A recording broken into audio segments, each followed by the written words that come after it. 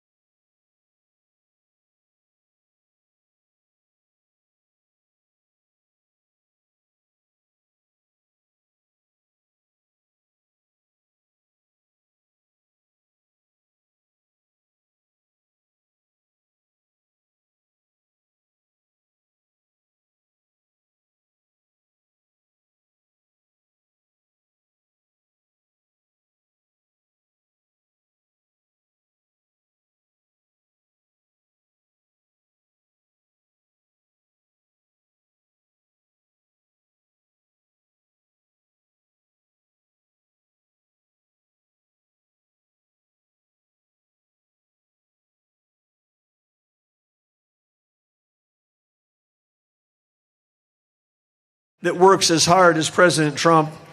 In the face of 2 assassination attempts, all the lawfare, everything that he could be doing was his life, and I know that he feels bad that he's late tonight, but when you see him tonight, I have been with him at 2 in the morning when he is still working. He's going to come in here the most energized guy in the room, and he probably started at 5 a.m. in New York before he went to Texas, and he's pumped up about coming to Michigan tonight.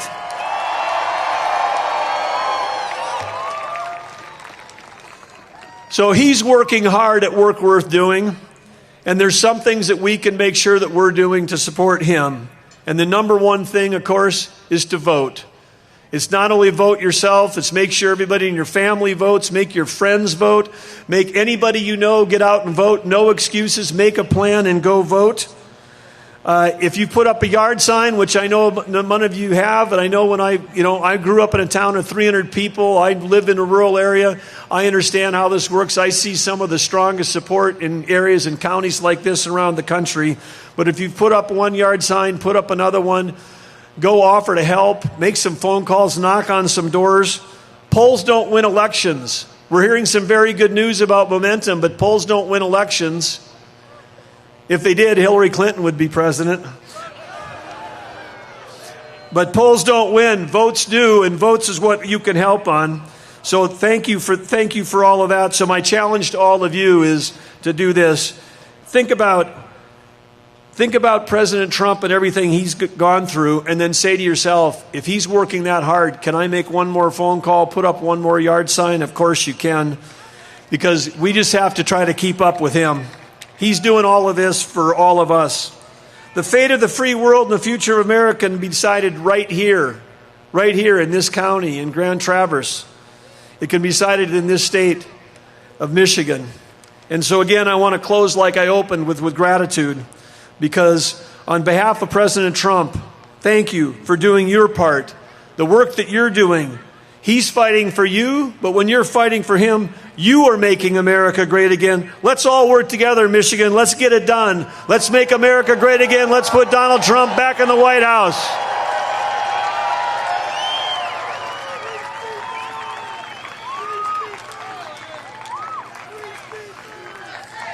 USA, USA, USA, USA, USA.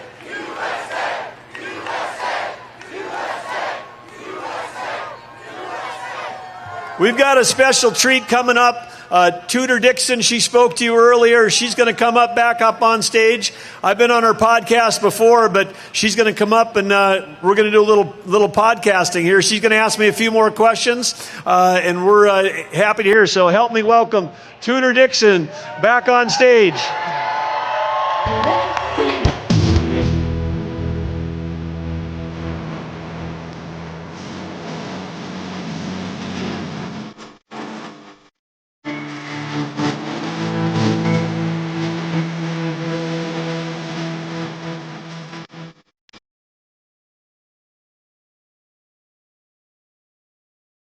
So I put a coat on because it's getting a little bit cold, but I noticed that you guys don't look cold at all.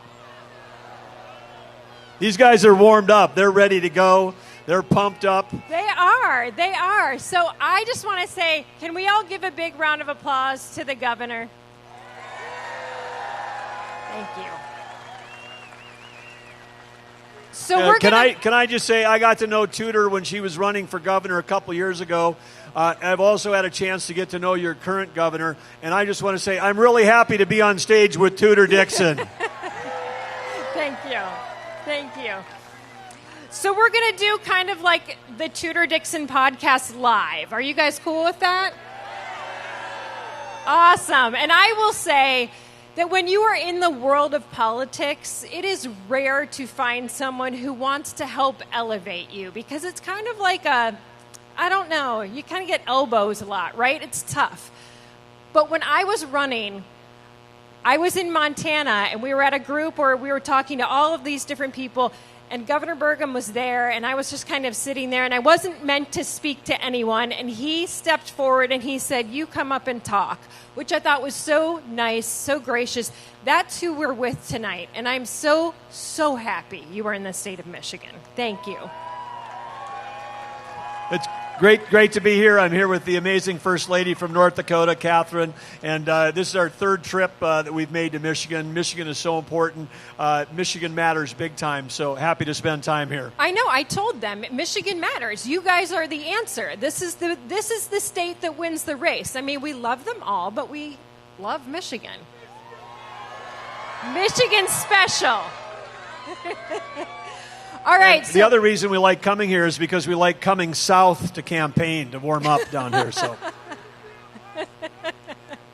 So we want to jump into some of these questions because I think you guys are going to learn a lot tonight about energy and how energy has affected this country in ways you may not have imagined.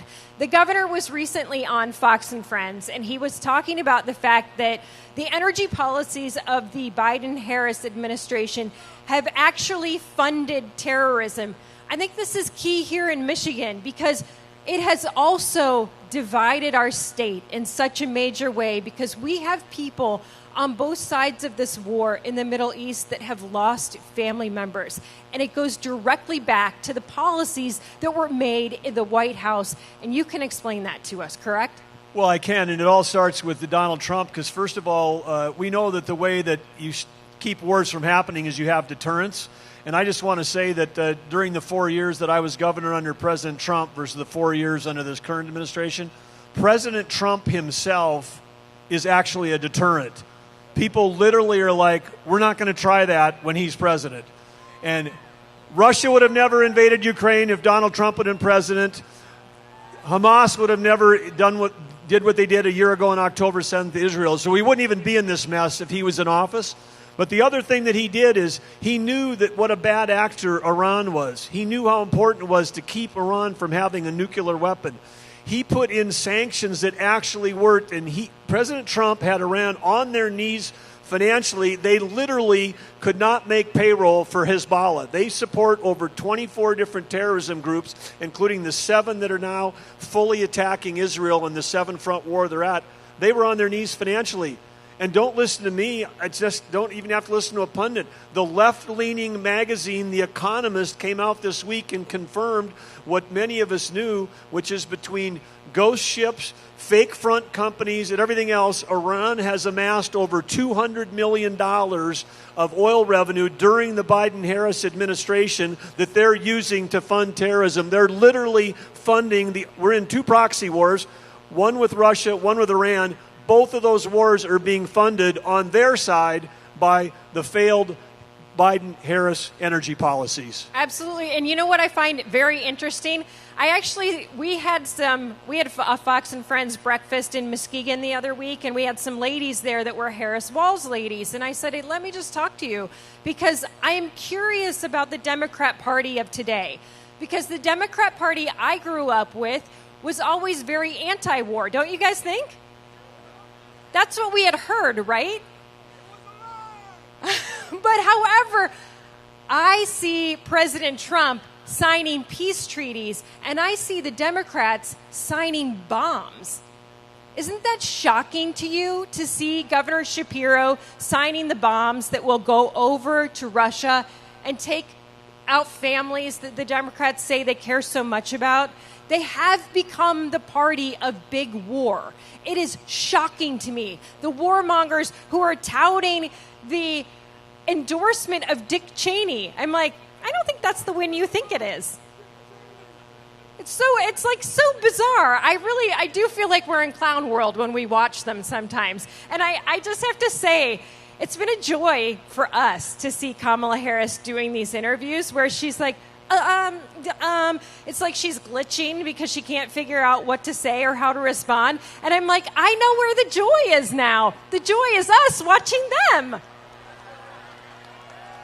We've found the joy. We've got the joy.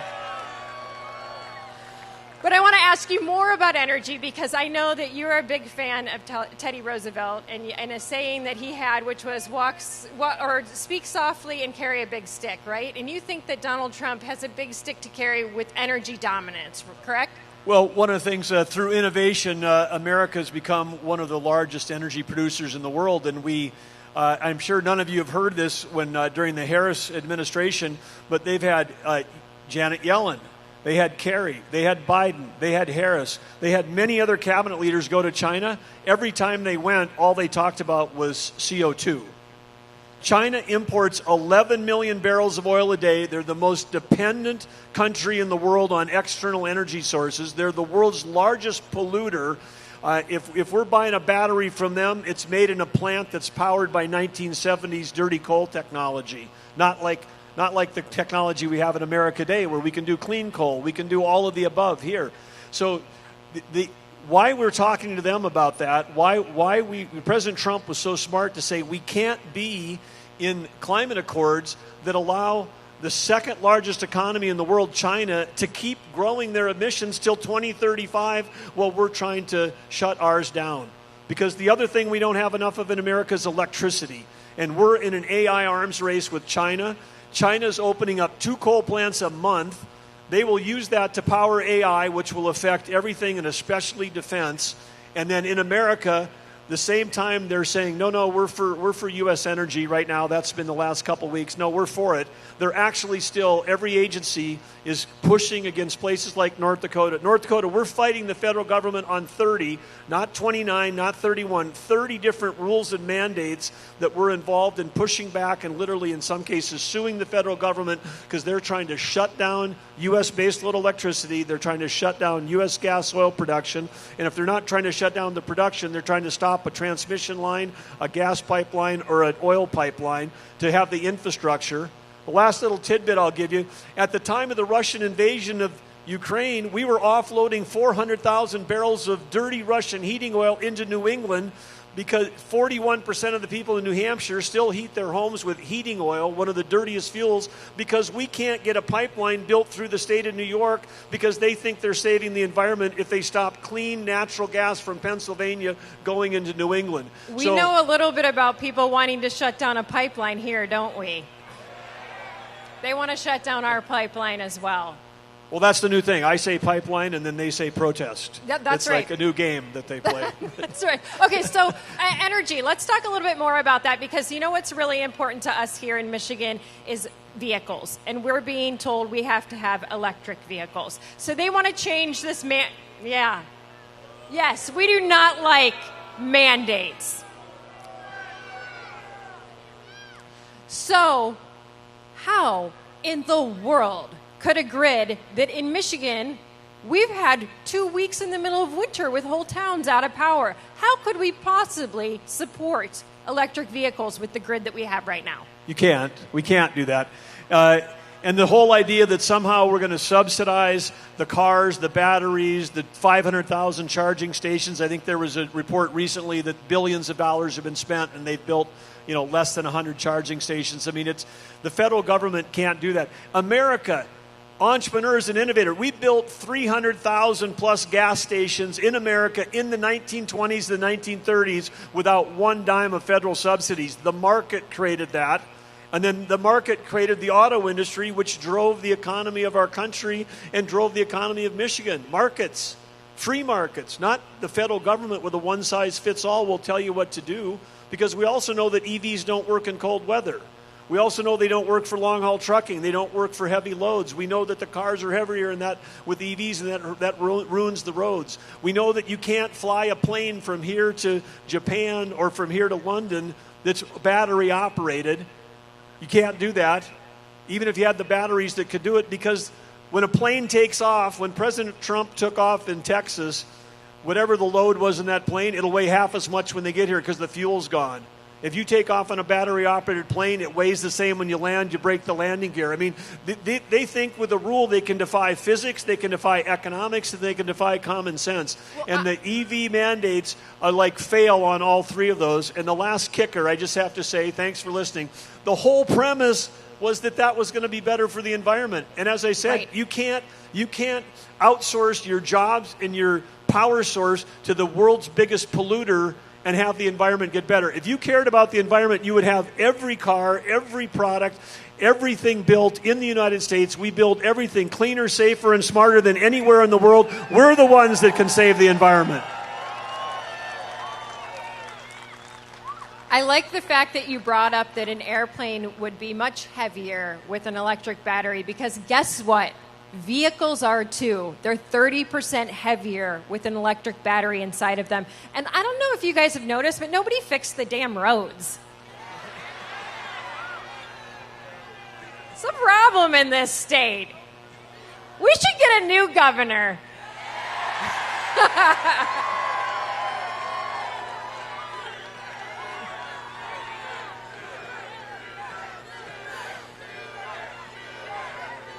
So I do want to get to a little bit about one of your neighbors, because you happen to be neighbors with a guy who you guys may have heard of. His name is Tim Walz.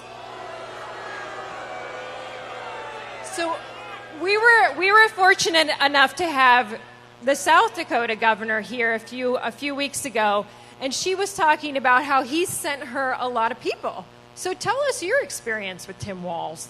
Well, I just want to say it's been, I got my great neighbor, Christy Noem, in the other Dakota. And by the way, not that anybody here is paying attention, but for Christy, I just want to mention that South Dakota State was ranked number 1 in the country in their division of football, and we were ranked number 2 until we beat them last weekend. So, but that's okay. We'll see them again in the playoffs. But we have a great rivalry, but she's a fantastic neighbor. And, of course, in Iowa also benefits from this, but Tim Walz has been a gift. He's been a gift to North Dakota, South Dakota, and Iowa, because billions of dollars of businesses are leaving Minnesota, one of the high-tax, high-regulatory states. And so I just want to publicly thank Tim Walz for all the regulations, because they're just pouring over. We just opened up a new soybean crush plant in North Dakota. We had the ribbon cutting a couple weeks ago. It was just about exactly 2 years earlier that we'd had the groundbreaking. So we did everything. $450 million plant. We got the DOT. Wow. We got the Department of Environmental Quality. Everything at the state level. Everything done. Permits, boom. From beginning to end. They'd been receiving soybeans for 2 months when we cut the ribbon. So actually 22 months. And you know who was opening up that soybean processing plant in North Dakota? Minnesota soy growers. No. Thank you very much. Come on our side of the border. Bring it on over. We got more. We got a call, actually, right after that, and another soybean processing plant said, we've been trying to get going in Minnesota, 20 miles east of the border. They said, can we come over too? Because in 2 years, we couldn't even get our permits. See, I give you credit. This is what good governors do. They take American businesses and they help them flourish in their state. Be nice to do that here, wouldn't it? And that's so important, because right now we can do that in the state of Michigan. We have got to get this state back on track, and we can do it. But I think something you mentioned was interesting. You talk about the high taxes in Minnesota. And that on a national level is very important, because if you take somebody into Washington who believes that the more you tax the people, the more benefit they can have in government, we don't want that. We don't want higher taxes. But let me tell you what Democrats want to do in the state of Michigan. Recently, one of the Democrats in our legislature decided that they should start taxing entertainment in Detroit. I mean, can Detroit kind of get a break? I mean, give me a break. But then one of the other ones, Mallory McMorrow, she was like, I think we could do it across the whole state. Sounds like somebody needs to be voted out of office. We don't want high taxes. Tell us how you do it with low taxes. Well, I'm happy to say that in North Dakota we've cut taxes every legislative session I've been in office. We now 60% of North Dakotans no longer pay any income tax at all. And we should do that. Yeah, no. So we're so our taxes are going down. Our regulations are going on.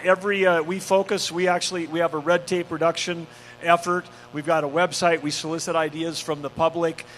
We ask them to contribute their ideas. We passed 51 red tape reduction bills last legislative session. How do you get the public to help you with this? Because that's how it should be. It's we the people, right? Well, absolutely. But we just say, we have a website. You go there. If you're frustrated with something, like a permit took too long, or you wanted to do something that was smart and had common sense, but somehow there was a regulation that you couldn't do it, we just said we want to hear about it. And we combed through all those ideas, and then we turn them into bills, and then we introduce them. And we said, let's get rid of this stuff.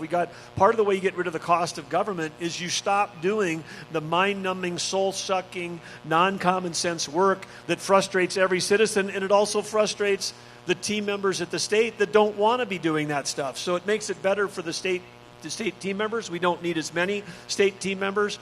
They're happier. And then the public, we say in North Dakota, treat the taxpayers like customers. They're paying for everything. I'm a private sector guy. I got in there, I'm like crazy. They're the customer. They're the ones that are the citizens. They're paying for it. Let's treat them that way. So you mentioned that you're a private sector guy. Your background is really computers and cybersecurity and things like that. A lot of people don't realize that we have companies that every day they have some sort of a ransom attack. They have all of their information taken. And there are people working behind the scenes on it to try to keep companies safe, but it's not well known right now. And we could be attacked at any time on a national level. So tell us a little bit about the national security implications of not being prepared for a cyber attack. Well, I talked earlier about that we're in two proxy wars right now, one with Russia and one with Iran, and then we're in a Cold War with China. But we're in a cyber war every day, and those three actors, Iran, Russia, China, and then throw in North Korea. Those four have active people attacking the U.S. every single day, and they attack school districts, they attack tribes, they attack cities, they attack states. When I got into office, I never served a day in office until the same day President Trump got elected. And by the way, that was a fun night. We knew we were going to win. It was a close one. I think we won by 41 points or something, but back in 16. But it was. So we had that, but then we thought, Hillary was going to win. And then President Trump won that night, and what a celebration that was and how great it was working with him. But then when I got in, I found out, we didn't really have any cyber protection for all the stuff. And states have, for your data, we have, if you got a speeding ticket, if you bought a fishing license, if your kid goes to college, we got the grades. So this has been declassified, but shortly after I got into office, we had a small school district with about 200 people up by the Canadian border that called the state and said, hey, our power school system that has all the kids' grades and all the parents' emails is not working very well. We don't know what's wrong. Our guys went in there because we created a crack team of cyber specialists. They went in there. North Korea was in this little school district. And then you might say, why was North Korea in a school district near the Canadian border? Right in the middle of the largest nuclear missile field in America is in North Dakota. If we seceded from the nation, then we'd be the third largest nuclear power in the world. Just remember that, okay? Warning. We're not planning on doing that, but I'm just saying we have a lot of nuclear up there, and the ground defense for those nuclear missiles is the North Dakota National Guard on a permanent assignment, which makes a ton of sense. If you had an Air Force person rotating in, for 12 months and then they leave, they wouldn't know who's who. But we got people that have been doing this for 20 years. They know every pickup in town. They know who's coming through. The North Koreans were trying to go through the school system to get to the parents' email addresses, to get into the parents' computers, to try to get access to passwords or other information about America's nuclear defense. Think about that. How many of you use Power School? Our school uses Power School. We know I see some hands going up. You see your kids' grades on there. You see what their missing assignments are. We as parents know you have missing assignments, kids, just so you know. Apparently, North Korea also does. This we cannot take. We cannot take these chances. And that's why it's so important to get someone who's paying attention to that instead of having a woke military. We pay attention to actually taking care of the American people. So when President Trump gets into office, what you believe that he'll be on top of this? You'll be advising him on this, I suspect? Well, he's President Trump. The President of the United States gets to appoint 4,000 people. So one of the reasons why it's important that you're here tonight is that I can tell you as a governor, a number of the people that are working for Kamala right now, this is like the fourth term of Obama. Some of them have been there through 2 terms of Obama, they hid. They were part of the swamp during the time that Trump was in. They're still around. They reemerged. This time around, President Trump, there's going to be 4,000 new people in those jobs. They're going to be patriots. They're going to be people that know how to get it done. They're going to be some of the smartest and best business leaders and strategists in the whole country. And this time around, Silicon Valley is waking up because they know that without electricity, they don't have an industry, and they're figuring out, and that's why you're seeing so many of those leaders, whether it's Elon Musk or others, those people from Silicon Valley or all the innovators are going, we've got to, we're actually, they woke up and found out they're Republicans. You know, I think I was at an RGA meeting one time, and I had a gentleman come up to me, and he said, "This is my first time at a Republican event." And I was like, "Oh, that's cool. What made you decide to do this?" He said, "I'm from California." And then I'm like, "Oh my gosh, it's like a unicorn. Why are you here? Welcome." You know, I'm so excited. And he said, "You know, to be honest, my son has worked harder." He said, "I started my own business in Silicon Valley." And he said, my son worked harder than I did when he was in high school so that he could get into an Ivy League university. He said, in the meantime, here I was starting a business, and my son was busting his tail so that he could get into this Ivy League university. He said, here's the kicker. We're Indian. So he wasn't chosen because we're Indian. And the schools had gone woke and said Asian kids don't get to come in anymore. They have to work even harder than the other kids. And he said, I had watched my son give up every party, every girlfriend, every sport. I had watched him just work as hard as he could to get into an Ivy League university. And the woke policies wouldn't let him in. And he said, and guess what? I decided maybe I'm a Republican.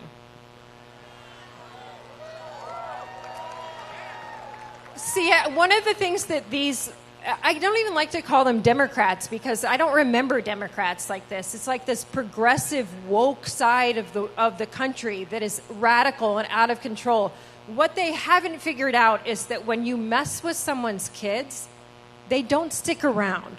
We're kind of like mama bears. You don't mess with our kids, right? Well, I just got to say, I was had a great day. I apologize ahead of time to all the Wolverines here, but I was at Michigan State for the.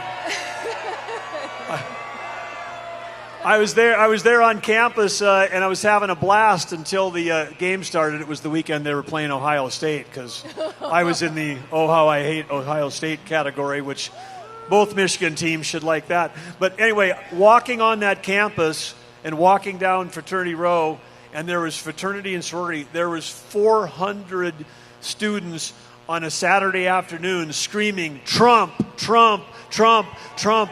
And I got to tell you, that was pretty fun to see because there was nothing woke happening in that crowd. They were ready to go, and I was there today back at Michigan State early voting. Met a group of about 20 young men that were there. They were all coming from their fraternity as a group to all go to early voting right when early voting opened up today on campus. And I got to tell you, pretty exciting to see that kind of support, because that's an area for too long the other party has they've controlled the thinking. But the question that I asked them when I was there a month ago, I said, when you graduate, would you rather graduate and enter into a world that has a Kamala economy or a Trump economy? And the answer was Trump, Trump, Trump, Trump, because they see that that's where the real opportunity is, the opportunity with low inflation, low interest rates, someone who supports entrepreneurs and innovators. They all want to have the opportunity that I had, because when I was a kid, growing up in a town of 300 people in North Dakota, I was the youngest of the youngest. I thought there's no chance for me to farm, no chance for me. The older siblings have got all the opportunities. And so then, what happened? Along comes the personal computer software. I was going to a high school that didn't even have a computer, and then I spent my whole life, building a software company and growing in that industry. And these young people today want to have that kind of opportunity to chase the American dream, and President Trump's going to give it to them. That's right. So I actually was asking people. We have a young guy here from Marquette who came down, and there he is. He came up to me, and he said, "You'd be surprised. A lot of the students, there he is. They're going for Trump." So we are so glad that you're here and you're willing to speak up. And honestly, that's what we've been talking about all night. The 10xvotes.com, all of these things. I mean, even if you're a young person, go on there, find out who you know that hasn't gone out and voted, that doesn't want to go out and vote, but they want to have a say in their country. And don't forget what the general said. People gave their lives for you to have the right to vote. It's so important. So when you're out there and you're talking to young people, this is a critical time for young people to understand what their forefathers and what the generations before them have given up so that they have this chance to vote. I'll say there was one more gentleman in the crowd who came up to me, and I looked at his shirt and I was like, whoa, he has an Ohio State shirt on? And I said, "You're like really brave." And he said, "You know what? I think that Donald Trump can bring everyone together." I was like, okay, fair. We've accepted J.D. Vance, right? So I think you make a great point. It is so important for young people to go out and vote right now. And that's something that they have had them working on, but we've seen a massive shift in these young folks. What are you seeing in your state? And what have you seen? Because you've been everywhere. You've traveled around. I mean, Michigan State is one thing, but that's a big deal because it's right in the heart of Lansing. It's right where you've got Gretchen Whitmer. She's out there on the campus. They're pushing this. So it's a big deal. What are you seeing in the rest of the country? Well, I think one of the things that I feel and why I'm optimistic is what I talked about earlier is all of you here that have over your life have worked hard for a living and put savings away, because one of the things that I see, whether it's in people in Arizona that are concerned about the border, people in Nevada that are saying, hey, I love this idea of no tips, people here in Michigan like yourselves that understand the disastrous effect of the EV mandates.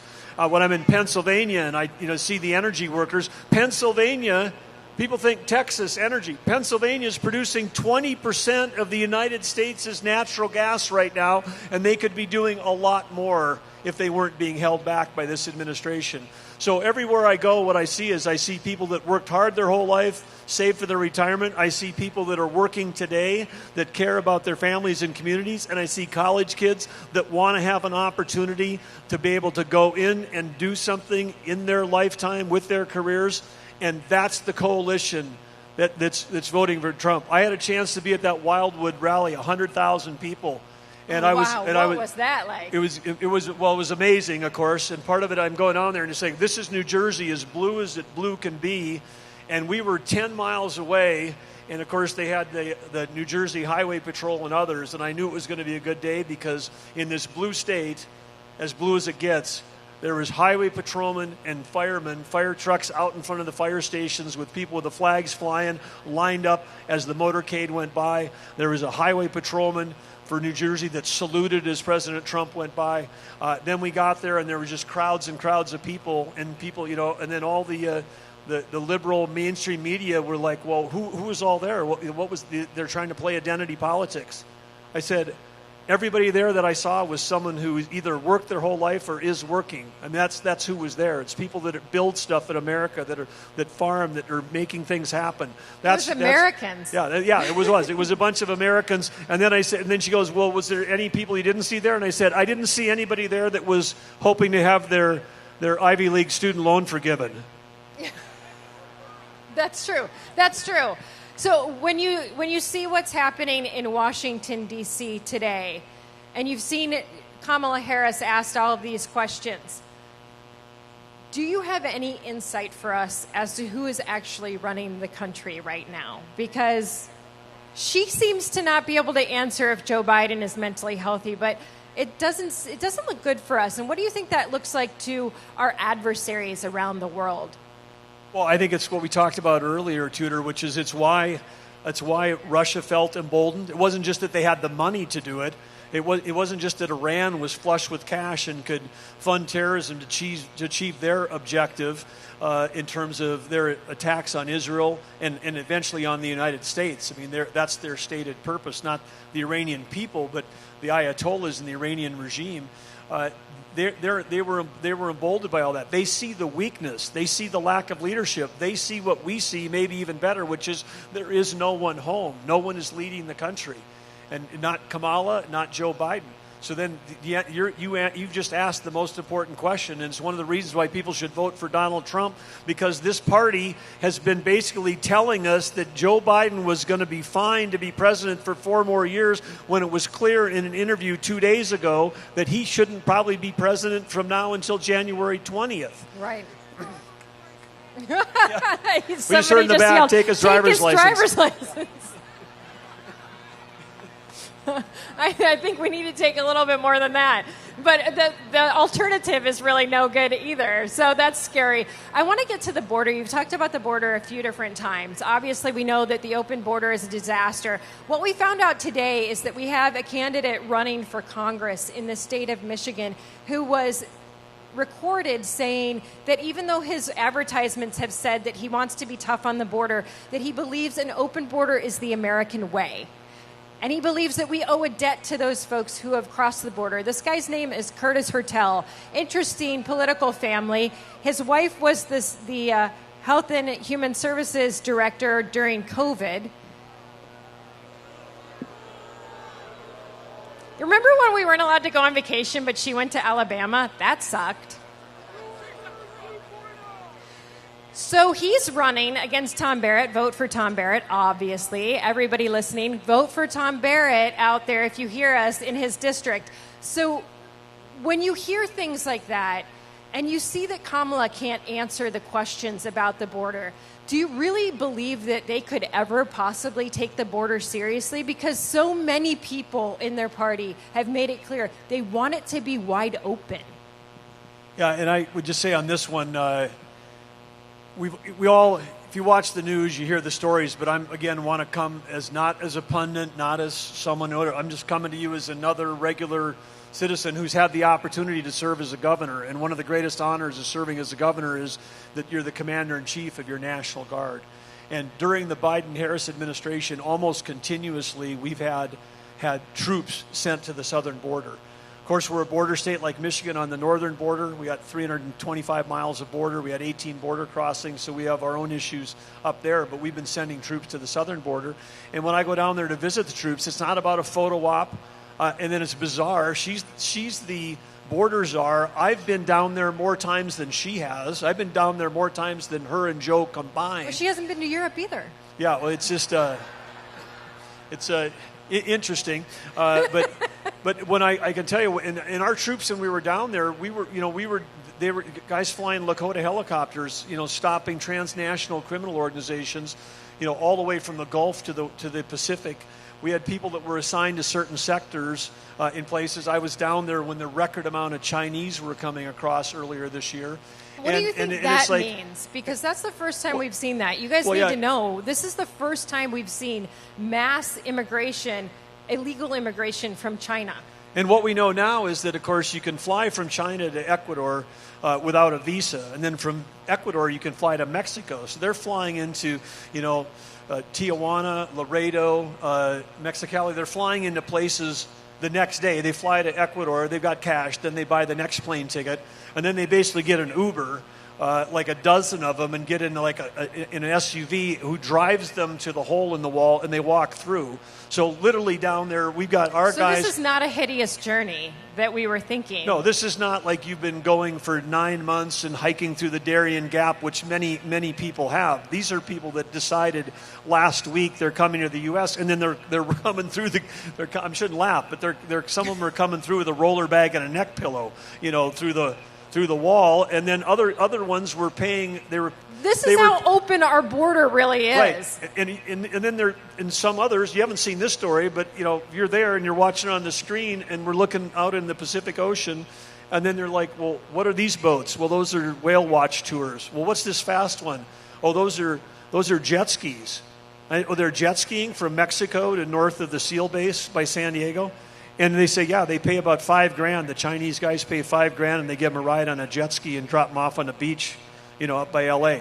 But you probably haven't seen that story, but I've seen it with my own eyes that this is what's happening. So the thing is completely underreported at all times. The first time I went down there with our troops, they were there for 30 days. I went down to visit them. They had a 30-mile sector, and I said, how's it going? They said, well, we've apprehended 30,000 people.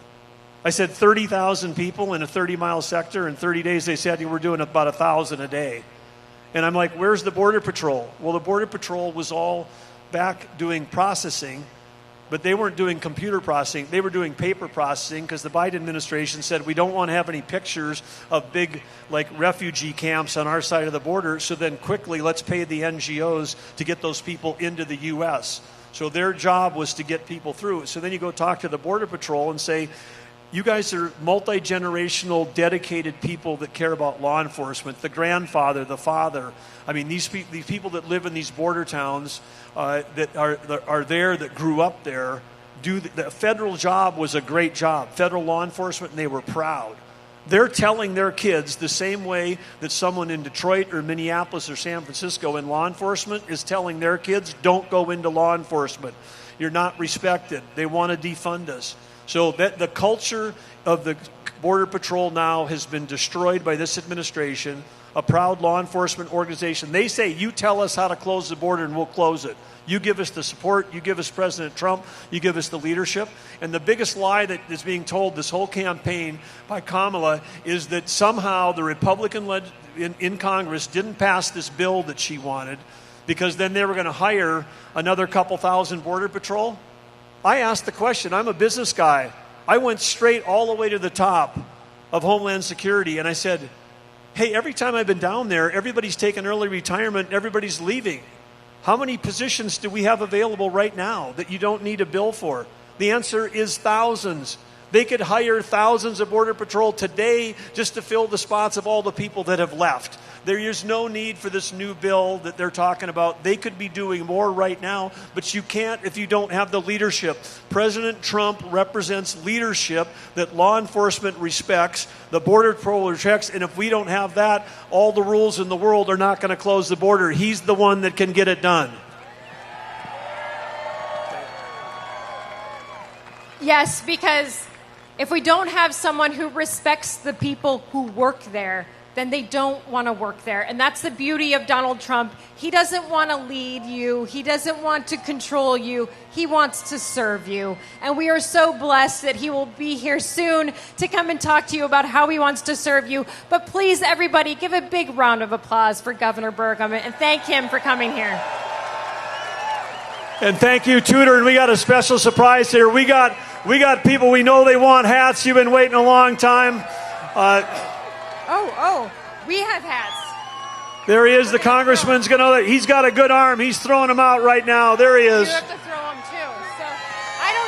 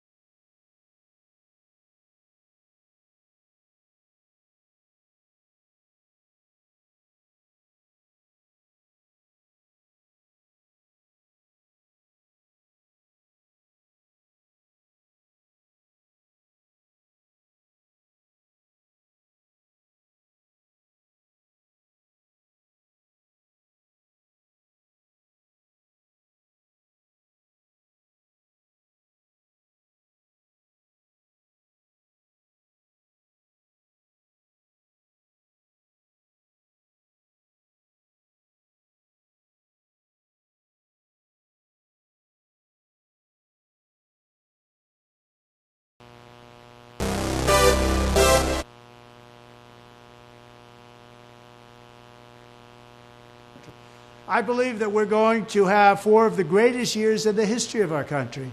I will once and for all secure our elections. We're going to go to paper ballots. We're going to have same-day voting, voter ID. We're going to do it properly. We're going to have good, secure, beautiful elections. We never want what happened in 2020 to happen again. But until then, Republicans must win. And we must use every appropriate tool available to beat the Democrats. They are destroying our country. Whether you vote early, absentee, by mail, or in person, we are going to protect the vote. That's the most important thing we have to do, is protect the vote. Keep your eyes open, because these people want to cheat, and they do cheat. And frankly, it's the only thing they do well. We will make sure your ballot is secure and your voice is heard. Many Republicans like to vote on Election Day, and we must swamp the radical Democrats with massive turnout on Tuesday, November 5th.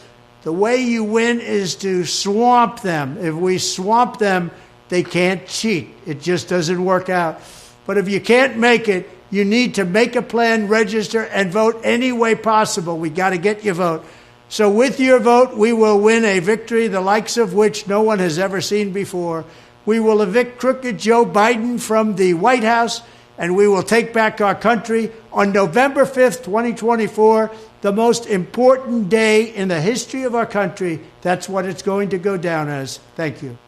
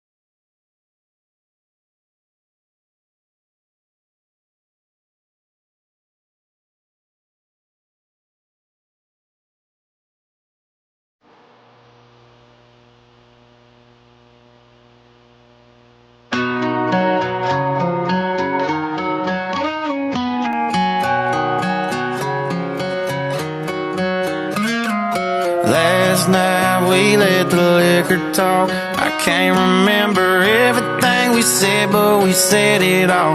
You told me that you wish I was somebody you never met, but baby, baby, something's telling me this ain't over yet. No way it was our last night. I kissed your lips, make you grip the sheets with your fingertips. Last bottle of Jack, we split a fifth. Just talking about life, going sip for sip. Yeah, you know you love to fight, and I say shit I don't mean, but I'm still gonna wake up wanting you and me. I know that last night we let the liquor talk. I can't remember everything we said, but we said it all.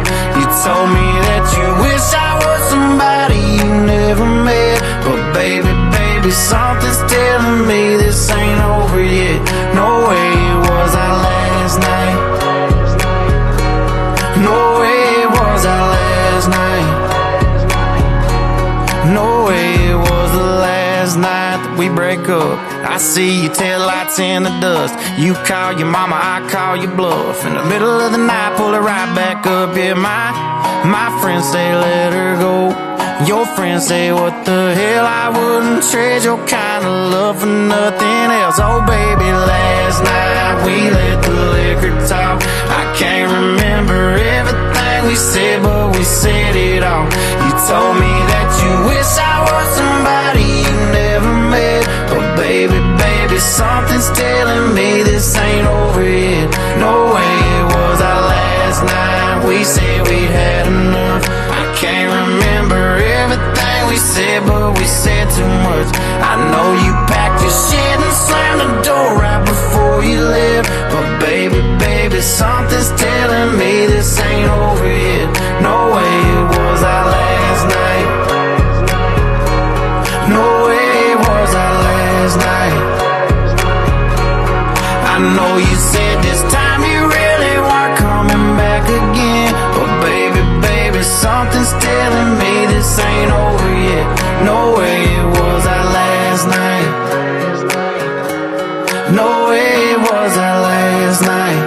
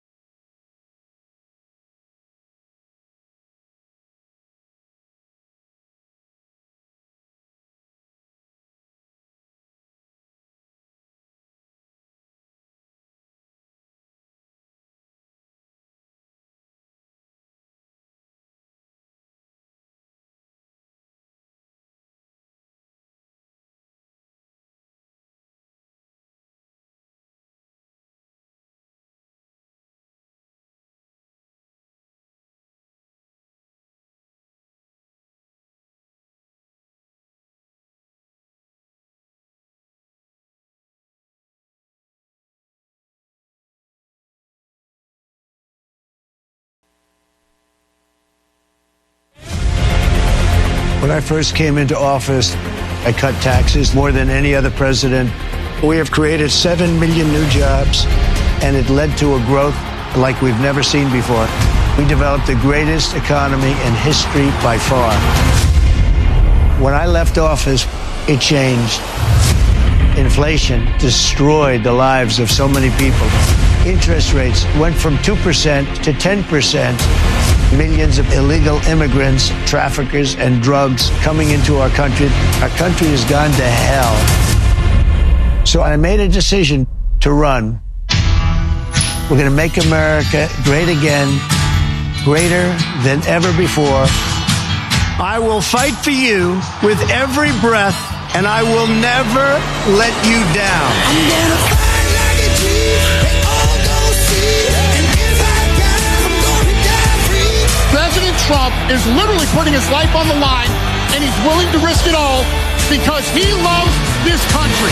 He is strong, he is fearless, and he is what this country needs right now. Our cities will be safe, our streets will be clean, and our border will be secure. We can't allow our country to be destroyed by politicians who will put their own power ahead of the interests of the American people, our freedom, and our future. The left told me to hate Trump. When you cut through the lies, you realize the truth. American families were better when Donald Trump was president. We were safer, wealthier, and stronger. So if you love this country, if you want to stand up and fight for the future of our nation, you must re-elect Donald J. Trump.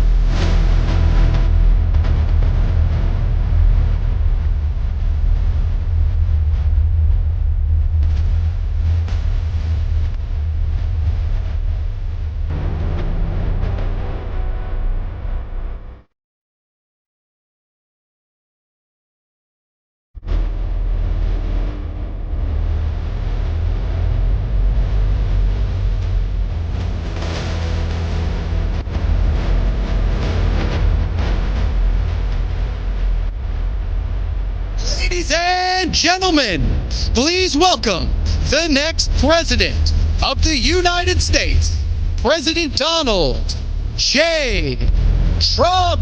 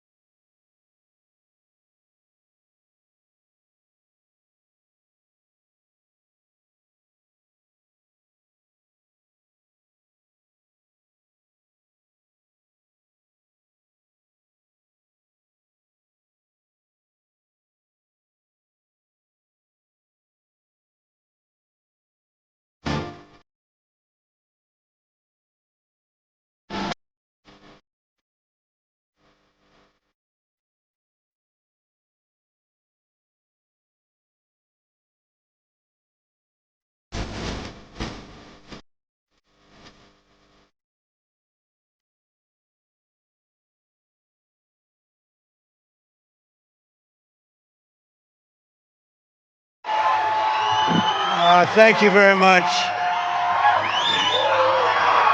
Thank you very much. I am so sorry. Here's what they wanted to do. We got so tied up, and I figured you wouldn't mind too much because we're trying to win. And I got interviewed by actually a great guy. I didn't know him too well, but I got to know him because it was the longest interview I've ever done in my life. Joe Rogan, a good guy. And it's, it's quite something, and we had some other things really important. And I said, we're going to get this stuff done. And my people came to me, sir, we could cancel our evening event. I'm sure the people wouldn't mind. I said, are you crazy? I'm not canceling. There's no way. I'm not canceling. There's no way. We never even... So I apologize, but it's all about winning. We got to win, and we did some things today that will help us win. I think we did a lot of taping, a lot of this, a lot of that, a lot of everything, and we're way up. I'm not supposed to say that, but we're way up. Not only the polls, but the early voting. I guess we're leading in all 7 swing states. But, okay, forget I said it. Forget it. Because everybody has to go out and vote. Who's voted so far? Who's going to vote? I always figure you like to vote a little bit late. This party just likes to vote a little bit late, and that's okay. I understood it. I never went crazy over the one or the other, but we're leading actually in places where traditionally the Republicans don't lead. In fact, they can go down 30. And then they catch him at the end, right? But a little scary, a little spooky. But we're leading in just about everyone, right? Just about everyone. And it's usually they lead, and then we catch them, and then in our case, we usually beat them. We did great in 2016. We did much better in 2020, but a lot of bad things happened there.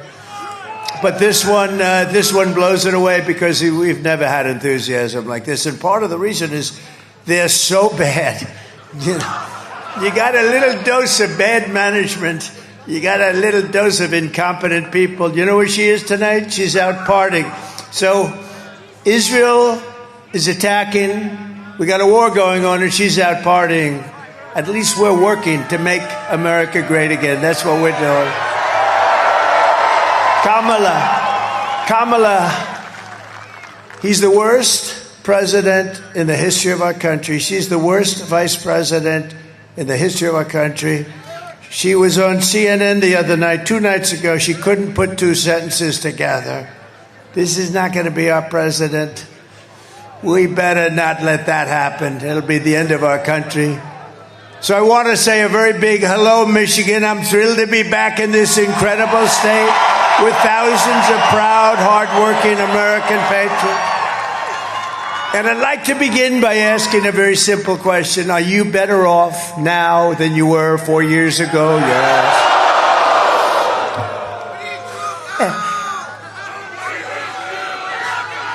Thank you all very much. We're going to have a good time. Look, I figured if it was a little bit later, it wouldn't matter. It's a Friday night, right? But you lose total track. Remember when Biden used to get up and it'd say, it's great to be in Idaho. Sir, you're in New Hampshire. Oh. If you do that, if you make that mistake, it doesn't matter. Winston Churchill was a great speaker. If you made that mistake, doesn't matter who it is. The evening's over. You're dead. But he used to make it all the time, right? It's great to be in Florida. And then you'd see it be Vermont or someplace. Crazy. What we've gone through with this group of incompetent people. And you know what? We couldn't stand 4 more years. Or you couldn't stand another. I'm not sure we can stand another 3-4 months of it. If you want to really know the truth. But I'm here today with a message of hope for all Americans. With your vote in this election, I will end inflation. I will stop the invasion of criminals into our country. And I will bring back the American dream. We're going to bring it back. And this is all you really need to know. They broke it, and I'll fix it. We're going to fix it. We're going to fix it fast. We're going to fix it fast. With your support on November 5th, America will be bigger, better, bolder, richer, safer, and stronger than ever before. We're going to do it. We got a lot of work to do. You know, when they allowed 21 million people to come into our country in 3.5 years, think it was much more than that, I believe. They have no idea. Nobody even has any idea. You don't even know how big the country is. Is it 325? Is it 350? You know, countries usually know approximately what size. They allowed so many people. You have no idea how big the country is, but we'll figure it out. But we're going to get rid of the bad ones real fast. We have to. We have no choice. And this election is a choice between whether we will have and whether we're going to have 4 more years of incompetence and failure, or whether we will begin the 4 greatest years in the history of our country. We're going to do that. Kamala Harris.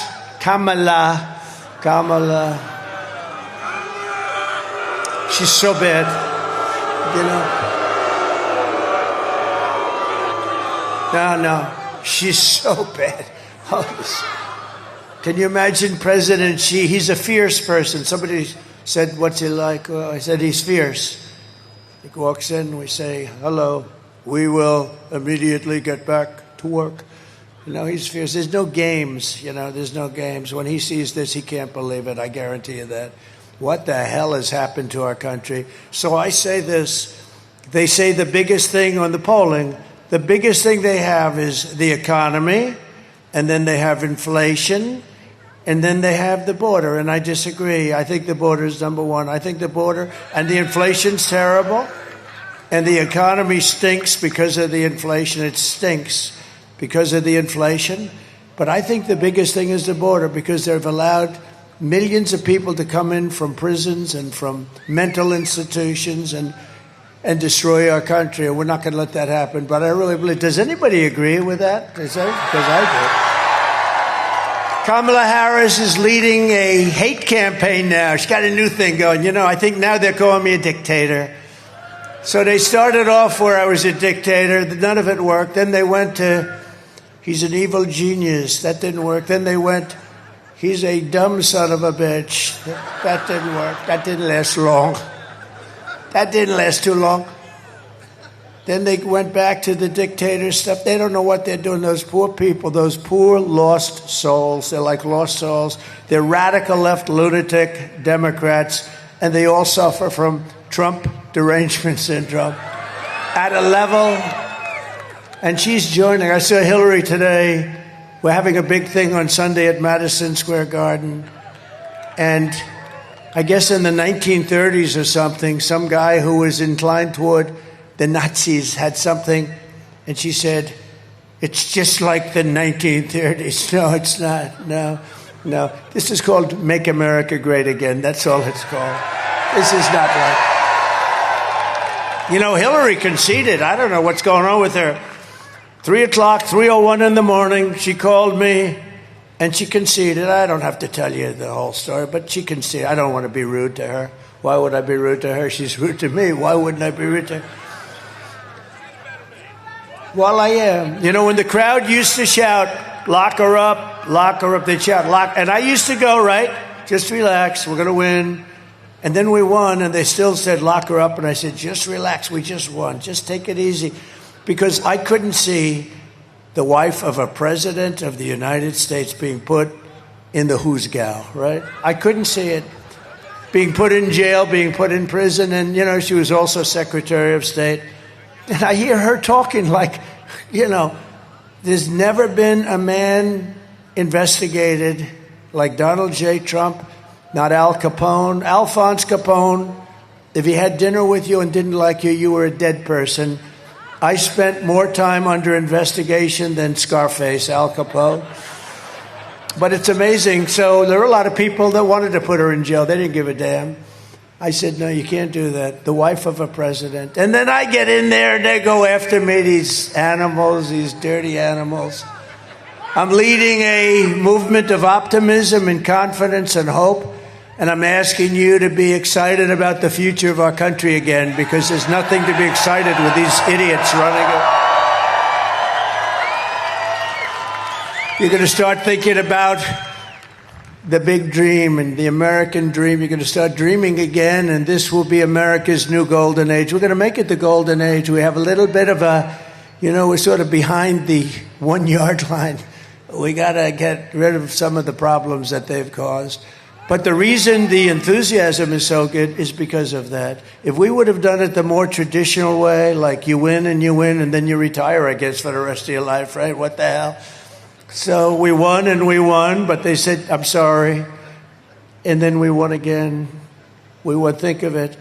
We'll say we won 3 times, but we don't want the results of the second. We don't want those results, but we're going to clean up the results of the second, and we're going to clean them up good. Because the results of the second, you take a look at the crime in our country, take a look at the crime. It's never been like this. When I was debating that fake newscaster on ABC, David Muir, a fake sleazebag, I don't watch him anymore. Everything I'd say, he'd say, well, no. I'd say, crime is through the roof. It's rampant. He said, no, crime is down. I said, only a stupid person would say crime. You don't have to know anything. You don't have to see statistics. The crime is up, and then when you add the migrant crime, which is going to make even our crime look like peanuts. And by the way, these migrant criminals, the only thing good about them is they make our criminals look like nice people, very nice people. Every problem facing us can be solved, but now the fate of our nation is in your hands, and it really is. If we win Michigan, we win the whole thing.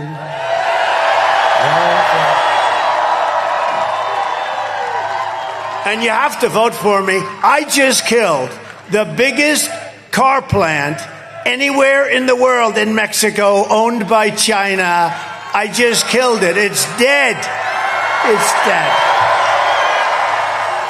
Detroit would have closed up. This thing's so big, and I heard about it. I've been talking about it. I've been up here a lot. I talked in front of the Detroit Economic Club. It was very nice. And I talked about these plants that are being built in Mexico near the border. They're going to make cars and sell them into the United States. It's going to be like making crackers, owned by China. And they were going to come through, and they were going to destroy your business up here. Your business over the years, look over the last 30, 40 years, it's been decimated compared to what it was. We're going to bring the car industry back to Michigan. We're going to bring it back to Detroit. But I heard about this big one in particular, but just these massive plants going to be built, and they're all set. You heard the story. A friend of mine, he builds plants. I said, take me to a plant. I want to see a plant. He said, we'll have to go to Mexico. I said, no, I want to see one in the United States. He said, well, there's no big one being built by comparison. You want to see the big ones, you got to go to Mexico. I said, you got to be kidding. What's this all about? They said, no, we're building some really big ones for China.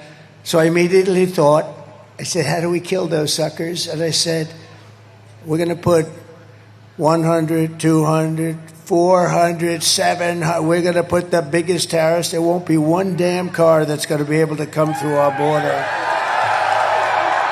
And I announced it, and at the club I announced. And then, 2 weeks ago, I was at an event, and I look and I see the guy's name is John. Great guy. He's the big guy. He's the one that builds a lot of the plants, most of them. He's really amazing, actually. That's what he does. If he had to build a little apartment someplace, I don't know if he could do it, but he can build a plant that's 2 miles long, and he's great at it. And I said, how's that plant come? This was a year ago, the first time I met him. And he said, well, sir, they just canceled the plant. Who just canceled it? China. And Mexico is furious. Why are they furious? Because the plant was canceled. I said, really? Why did they cancel it? Because they said they thought you were going to win, and that if you win, you're going to put big tariffs on them, and they're never going to sell any cars into America and destroy Detroit.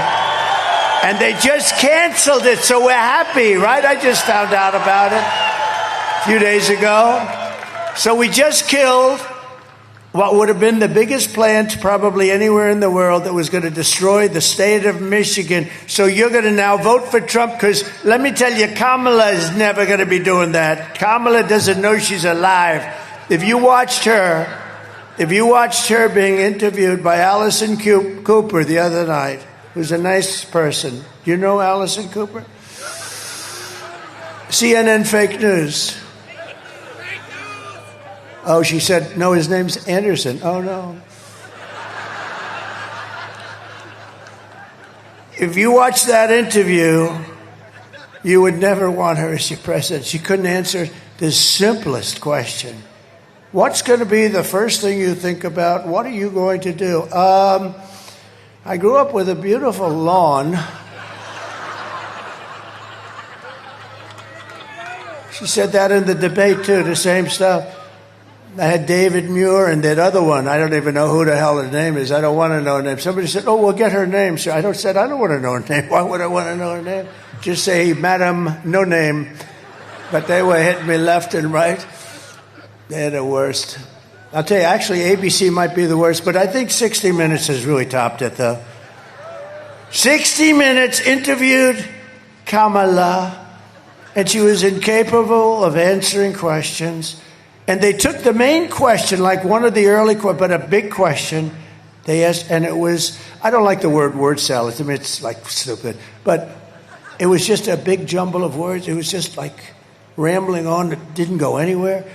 And, okay, they asked a question. They took it out, threw it away, and they put a brand new answer in that was a fake answer. Didn't even pertain to that question. And they got caught. And to me, it's the biggest scandal in broadcast history. It's election interference fraud. And 60 Minutes should be taken off the air. They should. And CBS should lose its license. You know, the government gives us license to NBC fake news, ABC fake news, and CBS fake news. They have to pay. If they had to pay, they'd pay billions of dollars to get them for nothing. They pay nothing. They're public airways. They pay nothing. And you know what? The one thing is you have to be honest. And they were very dishonest. And ABC was very dishonest with David Muir when he just never asked her anything. Everything I answered, boom, they would criticize. And they were wrong on, I think, all of them. And all of her answers were wrong. They never questioned her. This is interference with an election. But worse than that, I think, honestly, was 60 Minutes. They took her answer out and put a new answer in. Do you think they do that for me? If I gave a bad answer, you know what they do with me? I give a long, beautiful, flowing, weaving answer. It's the weave. I call it the weave. Very you have to be very smart to do it. The main thing is you have to end up in the right location. If you end up out here, that's no good. But they call it the weave. What they'll do with me is they'll take out a piece and another piece, you know, and that's bad. But it's not like they can say, well, we want to shorten the answer. We have time, right? We need time. But they took this answer. I think it's the worst thing. And we're going to be suing them because, and I'm suing them on behalf of you. I'm not suing them for me. I'm not suing them for me. I'm suing them for you because that's really a fraud on the American people. So why should they get a free license and they do that stuff? They're so biased. It's so disgusting. And you don't get the real picture of a candidate. When they do that, you don't realize she's close to a moron, okay? You don't realize that. Because they give you another answer. It wasn't a great answer, but at least it was like semi-normal. So we're going to probably sue him. I think we're going to sue him. Should I sue him or not? All right, stay tuned. Stay tuned. It'll happen fast. It's such an easy thing. How do they go to court and say, well, Your Honor, we did do, but I mean, that was a big thing. It's got to be very embarrassing for them. They have no answer. They actually said they have no answer for it. They got caught cheating. And we want the rest of their answers because they probably did it with other answers too, right? Because this woman, can you imagine this is going to be your president? I don't think so. Michigan, you have to stand up and you have to tell Kamala Harris that you've been a horrible, horrible vice president. You've destroyed San Francisco. When you were the DA, you were horrible as the Attorney General working with Gavin Newsom. You destroyed California. You're a disgrace to your nation. You shouldn't be running for president. You picked the dumbest vice president in history, maybe even dumber than you. This guy is the dumbest guy. What a choice. Somebody said, you got lucky, sir. Why? They picked this guy. He's dumb as a rock. Of course, you could make the case that, there's a theory, pick a really bad vice president. That way they never get rid of you. So maybe she did a very smart thing. Who knows? But we're going to say, Kamala, you're horrible. Kamala, you're fired. Get the hell out of here. You're useless.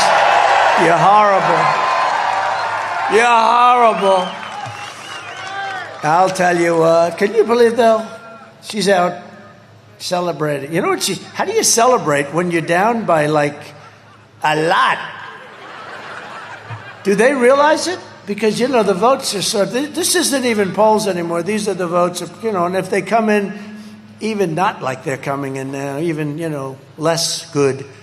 But, and, things can happen. Number one, they cheat like hell, so maybe they know something that we don't, right? They might know something that we don't. I don't know. Why the hell would she be celebrating when you're down? Maybe, never thought of that. Maybe she knows something we don't, but we're not going to let it happen. We're not going to let it happen. Can't let it happen. But the polls are open for early voting here in Michigan, and we're setting all-time records in the votes. The votes we're setting all-time records in the votes because people, look at this place. I mean, what is it? What time is it tonight? What the hell? What is it? Huh? Right? It's 11. He said it's 11. I mean, it's freezing out. Is anybody cold? I'm not cold. I'm not cold. So we're setting records with the votes. The early voting is records. The Trump people are coming out. They're voting like crazy. And, typically we get our voting. The big voting that we get is at the end. So we were anywhere near tied, and we're more than tied. We're going to have a big time. It's going to be the greatest. It will be the single greatest political victory in the history of our country. Right? MAGA. Make America great again.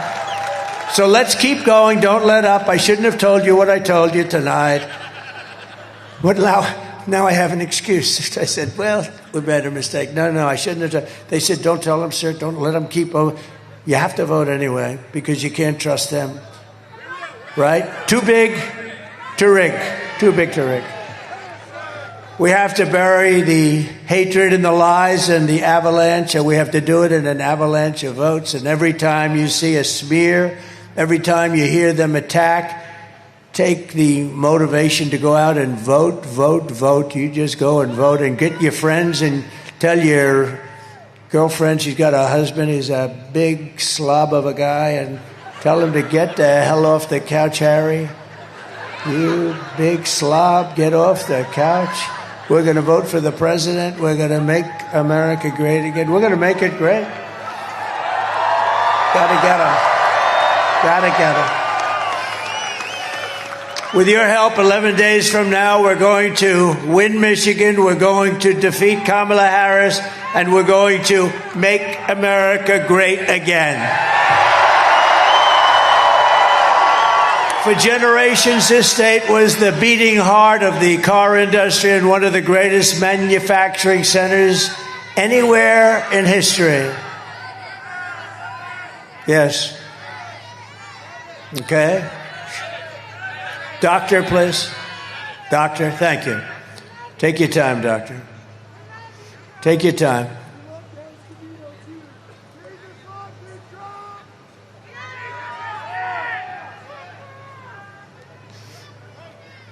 Plenty of time.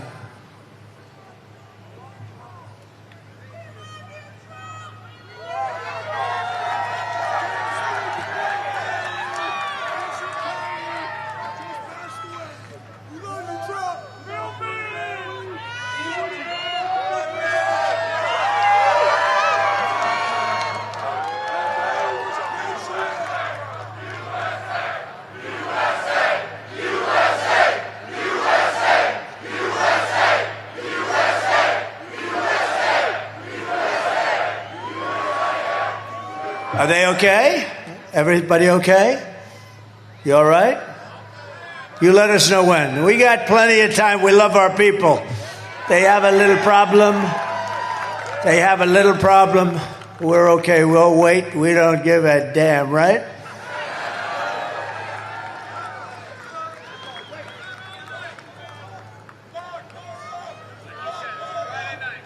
I'll tell you, we have such great doctors in these audiences. You know, you need a doctor, and those doctors are all over. They're great doctors, too. Great doctors. How's that going?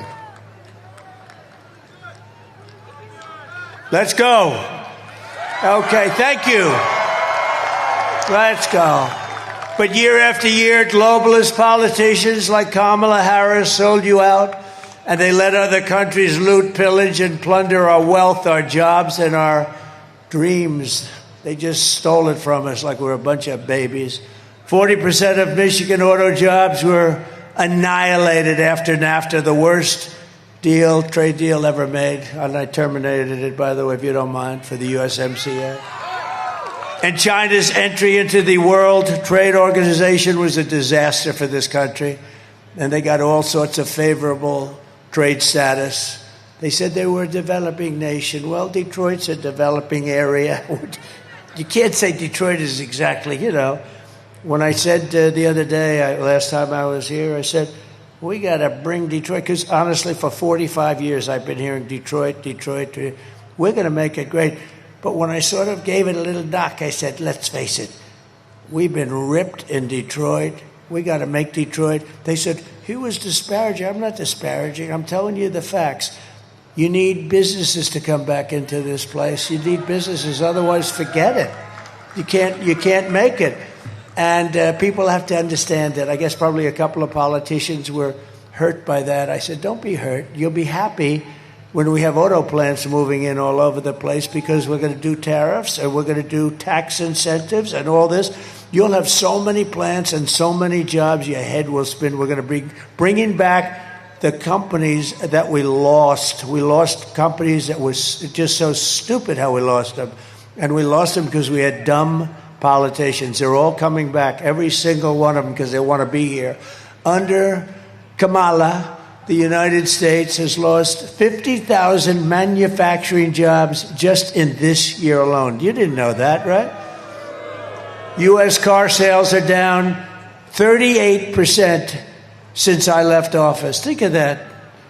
So you lost 50,000 jobs this year, and the car sales down 38%. I mean, a little more yet. Just think of it, almost 50% if you think, in just a short period of time. So where the hell are you going? You have this union guy. They want to make all electric cars. We're going to end the mandate for electric cars on day one. On day one. And electric cars are great.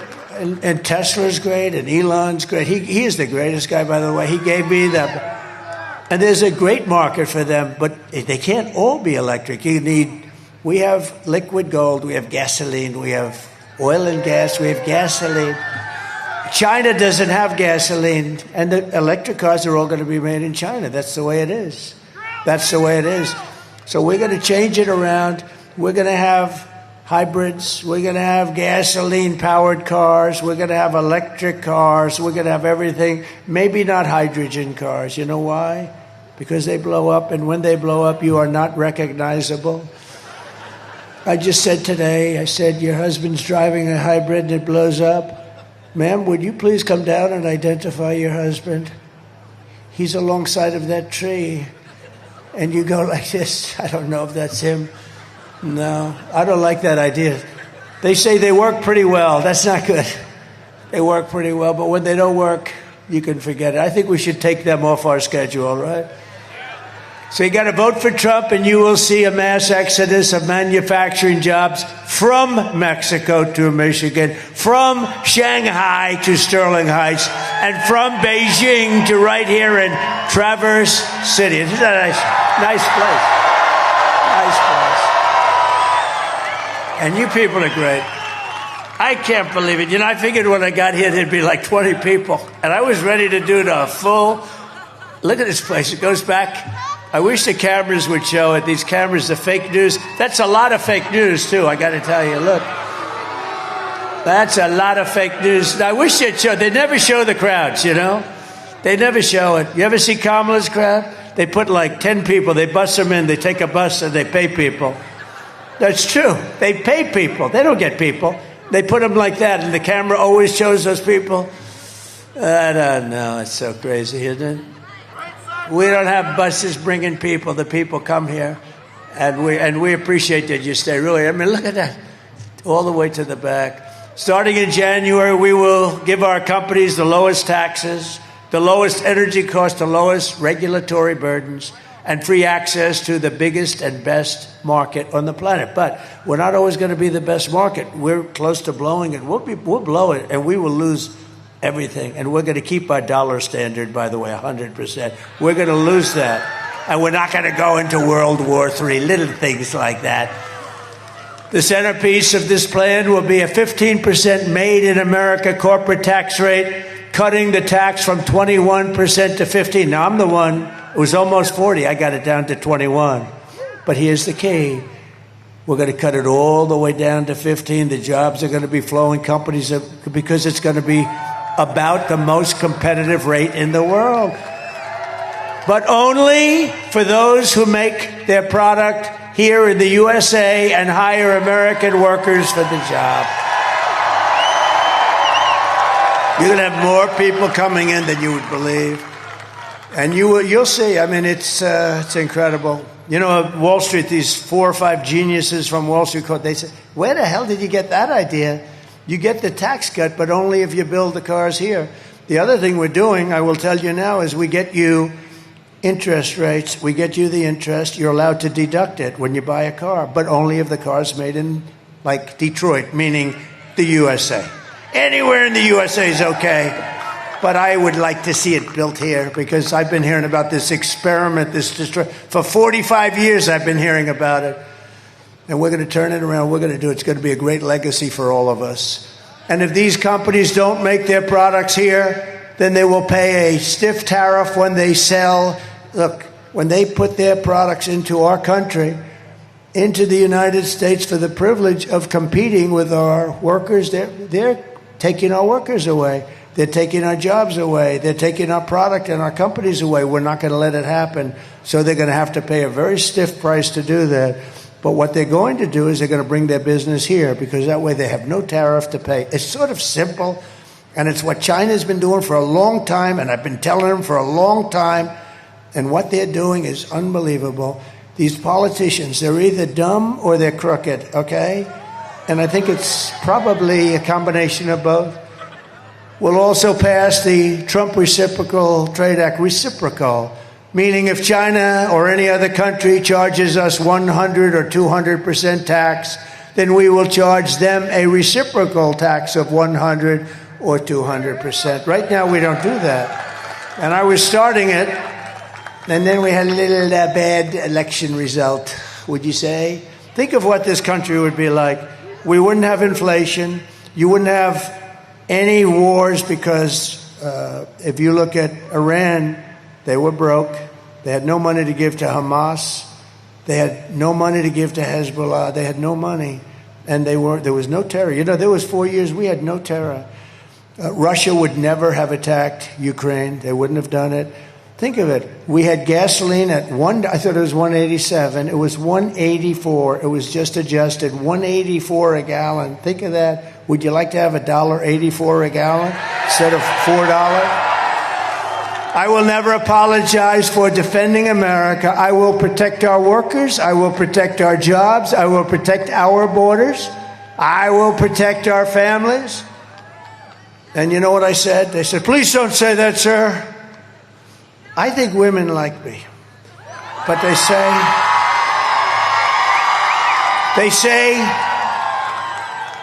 we're doing unbelievable with men. They've never had anything like it. White men, black men, men like me. They say women don't. And I say they do, because we're going to protect. And I said, I'm going to protect women and families. I'm going to protect from the criminals coming in from the border. We're getting them out from foreign bad players, from criminals, period. We're going to protect. They said, sir, please don't say you're going to protect women. Why? Because it doesn't sound really well. I said, I think it sounds fine. We want to protect. I mean, that's our job. We have to protect. So I think I should override my experts. Do you agree? We're going to override them, if you don't mind. And I will protect the birthright of our children to live in the richest and most powerful nation on the face of the earth. And thank you very much. If Kamala gets 4 more years, she will obliterate our economy, kill millions of jobs, and destroy your family finances forever. That's what's going to happen. You'll end up, if this person who doesn't know anything, she wants to raise taxes on everybody. If she gets in, you're going to have a 1929-style depression. That's what's going to be. It's going to be a disaster. You see it already. Think of it. Look at all the jobs I just said. You're losing all your jobs in 3.5 years. They're going backwards. And you had the worst inflation in the history of our country. And inflation is a country buster. But with all of that, the border is worse. The border is worse. I don't give a damn how bad the inflation is. What's coming into our country, the murderers that are coming in, all these people, that's the worst thing. Kamala's inflation nightmare has already cost the typical family over $30,000 in higher prices, and now she wants to raise the typical family taxes by more than $3,000 a year. Lots of luck. All my life I've watched politicians. They say, we will lower taxes. This is the only stupid politician she's going around. She's trying to run. I will raise your taxes. She's bragging about it. I will raise your taxes. I'm saying, am I missing something? I don't know. We have some great people here. We're going to introduce them in a second. They're some of the best in the world at exactly what we're talking about. The taxing queen, as she's called, is also demanding a shocking 33% tax hike on all domestic production all along the largest capital. She wants the largest capital gain increase in our history, and it's unbelievable. Take a look at this video. You're getting a beautiful video late in the evening.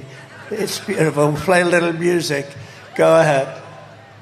Kamala Harris is going to significantly raise taxes. Taxes are going to have to go up. Kamala's plan will raise families' taxes by nearly $2,600 a year. Under Kamala, prices have already soared. Now she'd make it worse with even higher taxes. Taxes are going to have to go up. President Trump will cut taxes again. No taxes on tips, overtime, or Social Security. I'm Donald J. Trump, and I approve this message. Thank you. So, I am going to massively cut taxes for the workers, and included in that is no tax on tips, no tax on overtime, and no tax on Social Security for our great seniors. And we're going to get it done, too. Did you see where she copied me like a month and a half later? I am going to announce no tax on tips. That's the last time we ever heard of it. Not going to happen. She wouldn't be able to get it passed anyway. We will quickly become energy independent, and we will frack, and drill, baby, drill, right? We're going to drill, baby, drill. And I'm going to cut your energy prices in half, 50%. We're going to cut them in half in 12 months. We're going to cut your energy prices down. You know why? We have the liquid gold. We can do it. We buy our oil now from Venezuela. Can you believe it? Venezuela, it's not oil, it's tar. And the only refinery that can do it is in Houston, Texas. So for the environmentalists out there, that stuff is dirty. That's dirty. And we have the best stuff in the world. We have the most and we have the best. And we're going to use it, and we're going to cut down on our debt, and we're going to cut down on everything. We're going to turn this country around so fast. But your energy bills, your car, your air conditioning, your heating, your hot water, everything, it's going to be from January 20th, 1 year from that, you're going to pay half, and you'll be able to do it. And that's going to bring down other prices, including food prices. People are talking about groceries all the time. That's going to bring them down. As we restore our economy, we will also secure our borders. Over the past 4 years, Kamala has orchestrated the most egregious betrayal that any leader in American history has ever inflicted on our people. That's the border. She's eradicated our sovereign border, and she has unleashed an army of migrant gangs who are waging a campaign of violence and terror against our citizens. You're reading about it every day. They said, oh, no, they'll find people coming in. They're not fine people.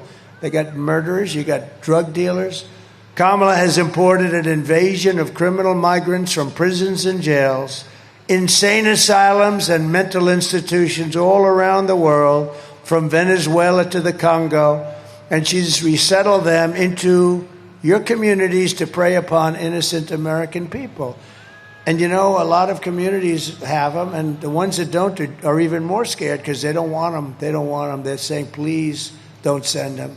And these are rough people. Some of them are really deadly people. One of the deadliest and most vicious migrant gangs that Kamala has imported into our country is the savage Venezuelan prison gang. Isn't that nice? They formed a group in prison.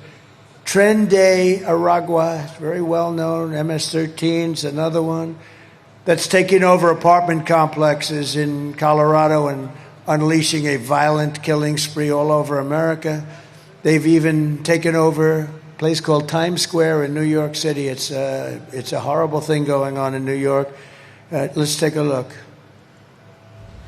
Open borders, deadly consequences. Border crisis. Record high crossings are putting a strain on cities across America. It is a full-blown invasion. Armed Venezuelan gang members storming an apartment complex in Aurora, Colorado. When people talk about migrant crime, this is what they're talking about. San Antonio, Texas, just one of the latest cities to have apartment complexes taken over by members of the Venezuelan gang. Biden and Harris had created a program to bring them in under humanitarian parole. I am in favor of saying that we're not going to treat people who are undocumented across the border as criminals. More than 13,000 illegal immigrants convicted of murder have been released into the United States. My 20-year-old daughter, Kayla Hamilton, was murdered in her own room. Kayla's murderer was apprehended by Border Patrol crossing illegally into the U.S. Kayla's murderer had been improperly released into the United States. Abolish ICE.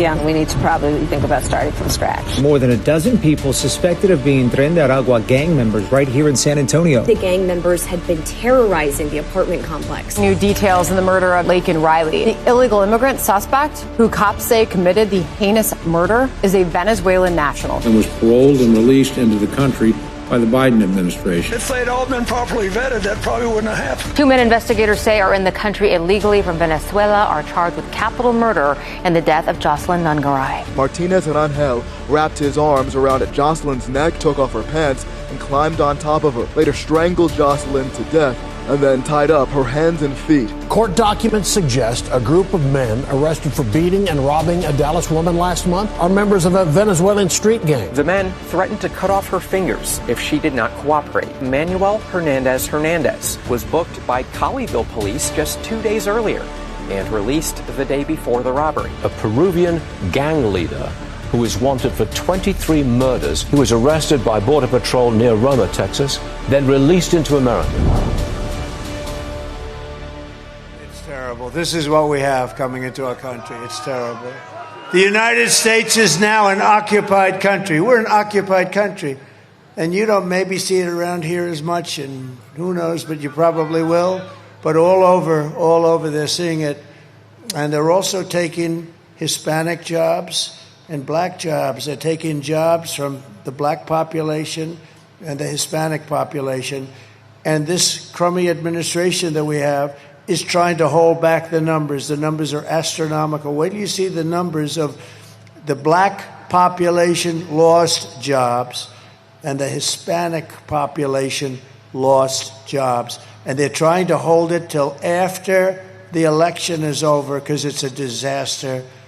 And I think they're going to be forced, just like they had 818,000 phony jobs. Remember that a couple of months ago? And they didn't release it. They wanted to release the correction after the election, but we had a whistleblower who I like very much. I don't know who he is or she is, but but they announced it before the election, and it would have been a scandal if it were anybody else but them. But they created 818,000 phony jobs to pad their numbers. But it will soon be really an occupied country no longer. We're not going to have a country that's occupied. We're an occupied country. November 5th, 2024 will be Liberation Day in America. We're going to have Liberation Day. We're going to get them out. Kamala Harris is so grossly incompetent and unfit that she's obviously disqualified from being the President of the United States. How can you have a President of the United States? And by the way, the Border Patrol...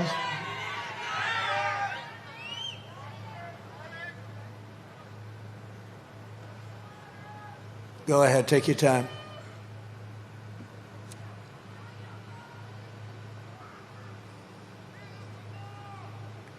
Such spirit here. It's amazing, isn't it? Everyone loves everyone. It's a great thing. Everyone loves. Yeah, take your time, doctor, please.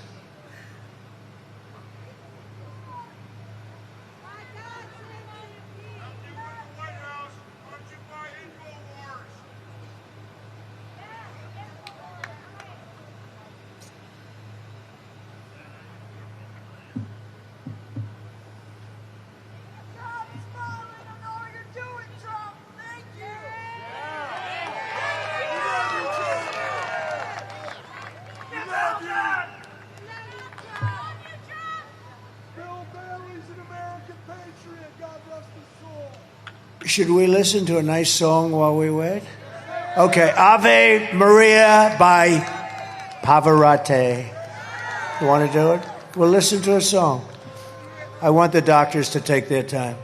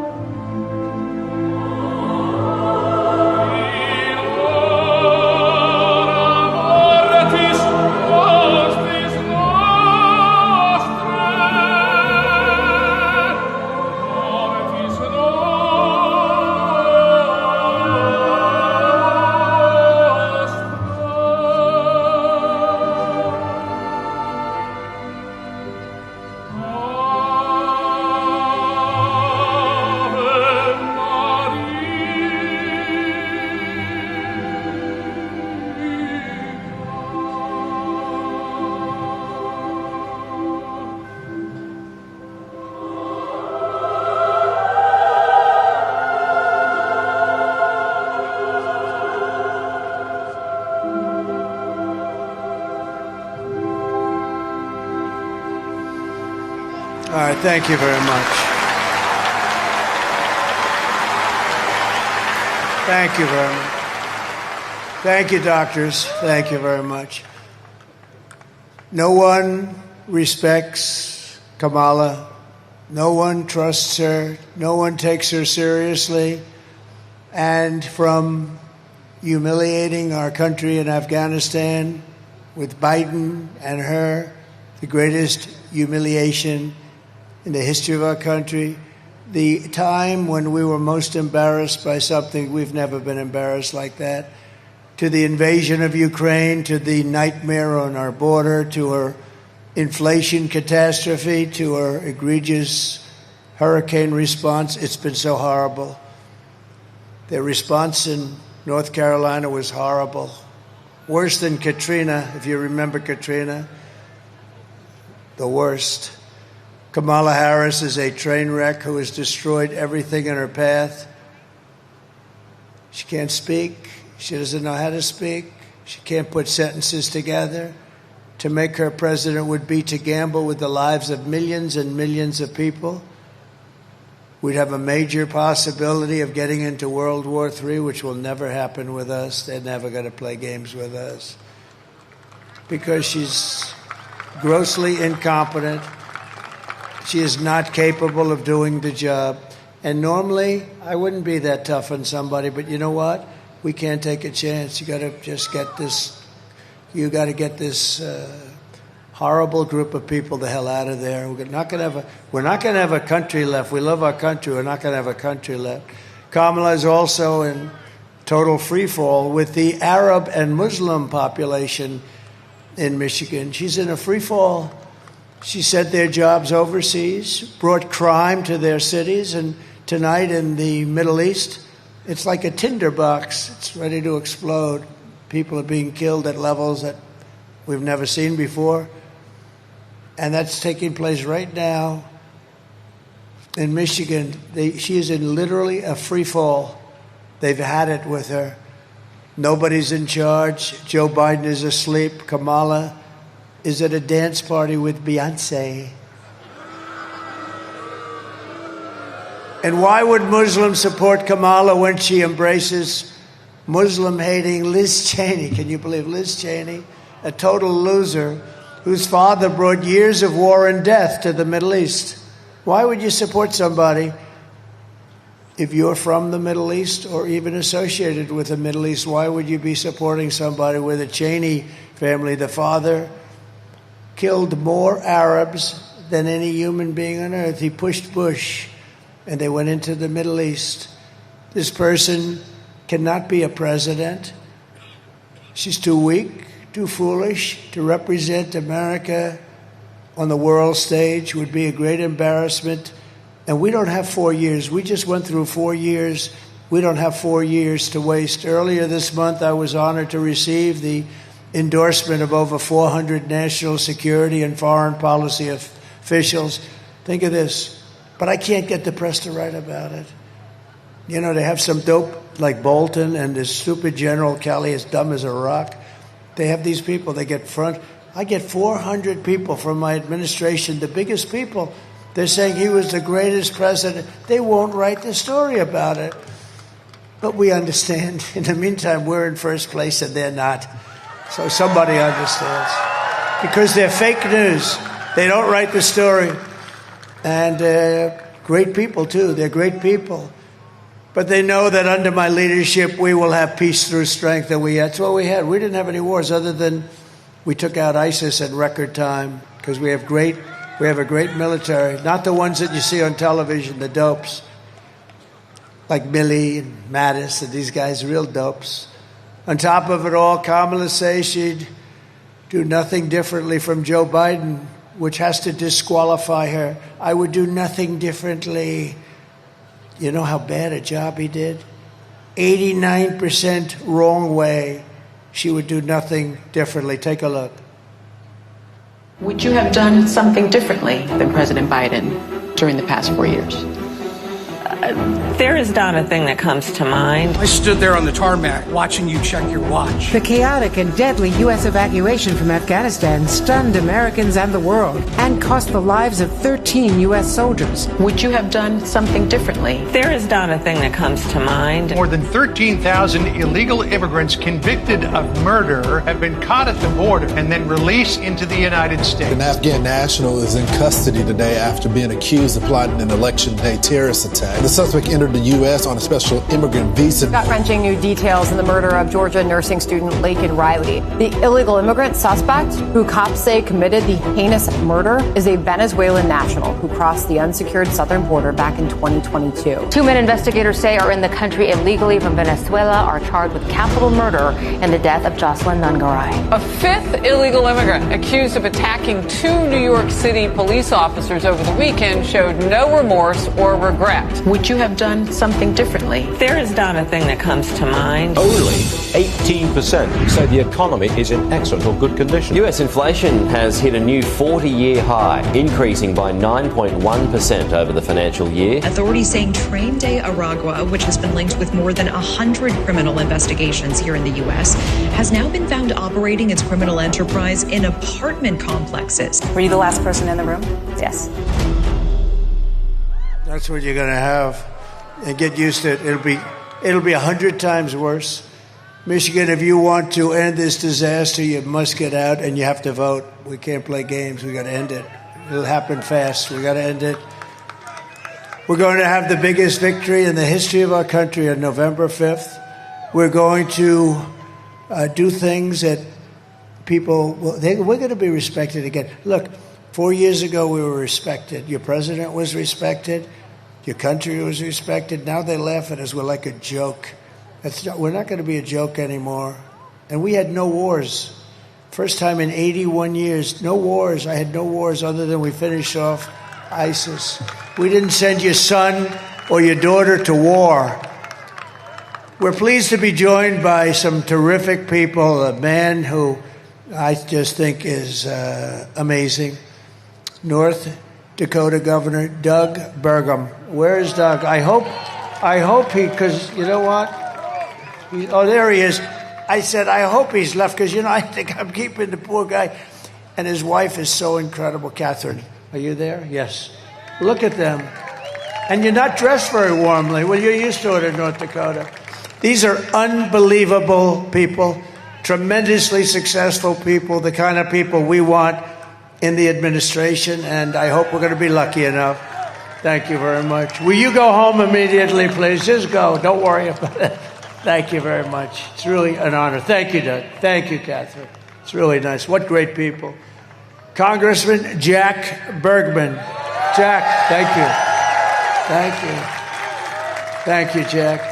He's a tough guy, You're not dressed very warmly either. Are you a little cold?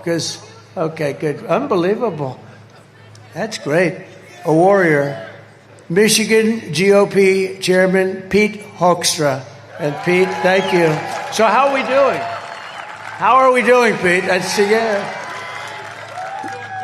We're doing great. You happy? I said, Pete, you got to do this. You got to take it over. And boy, has he done a job. So, if we won, boy, has he done a job. If we didn't, I'll say, well, Pete, what the hell happened? But are we looking good? The votes, yeah. No, there's your answer, right? That's your answer. Yep. Great. That's great. And a friend of mine and a woman who is just really amazing, had a great father who I knew. He was a steel man. And he loved his daughter, and he's looking down. He passed away fairly recently, and he's looking down at his daughter, and he's saying, I'm proud of you. Tudor Dixon. Tudor, thank you. Thank you, Tudor. Thank you, hon.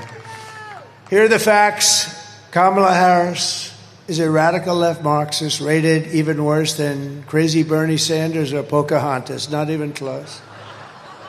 She destroyed our economy. She was an original creator of defund the police movement, and anybody who wants to defund the police for even 1 week is not worthy of being president of the United States. She was one of the leaders of defund the police. You don't know that. You know to him, they said, get the debate.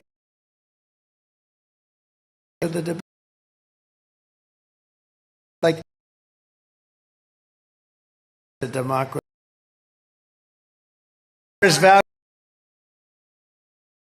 Great people from ICE, they're tough and they love our country. And without them, we would have a problem like you wouldn't believe. But she wants to get rid of them. She vowed repeatedly to ban fracking. And as California Attorney General, she redefined child sex trafficking, assault with a deadly weapon, and rape of an unconscious person as totally nonviolent crimes. She pledged to confiscate your guns and endorsed a total ban on handgun ownership. Would anybody willingly like to give up their gun? Please raise your hand. That's not an easy one, is it, huh? She even called for free sex changes for illegal aliens in detention at taxpayer expense. And you saw what happened a couple of days ago at McDonald's. It was a monster story. It was just a little throwaway. You know, unlike her, she takes a vacation today, yesterday. You know, you're running for the 100-time Super Bowl, okay? Take the Super Bowl, multiply times 1,000. And you got 12 days to go, and she's taking vacations. That's not off to a good start. I've gone 58 days in a row without anything because we got to win this thing. We got to win this thing. But she lied about working at McDonald's on top of everything else. You know, she never worked at McDonald's. It was a part of her story, a big part. And on top of that, she would like to see our country go woke. Take a look at this quickly. A little Marine video. Take a look.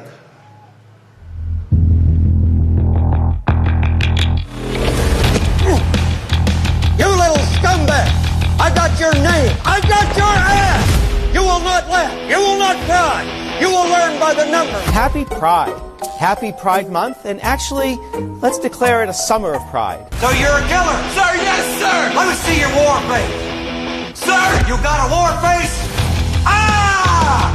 That's a war face! Now let me see your war face! Ah! Bullshit! You didn't convince me! Let me see your real war face! Ah! I hear it and I know I know you wanna take. You will be a weapon. You will be a minister of death, praying for war. But until that day, you are pukes. You are the lowest form of life on earth. You are not even human fucking beings. You are nothing but unorganized, grabastic pieces of amphibian shit. How to abracadabra, these bitches know I got answers the way I. It looks to me like the best part of you ran down the crack of your mama's ass and ended up as a brown stain on the mattress.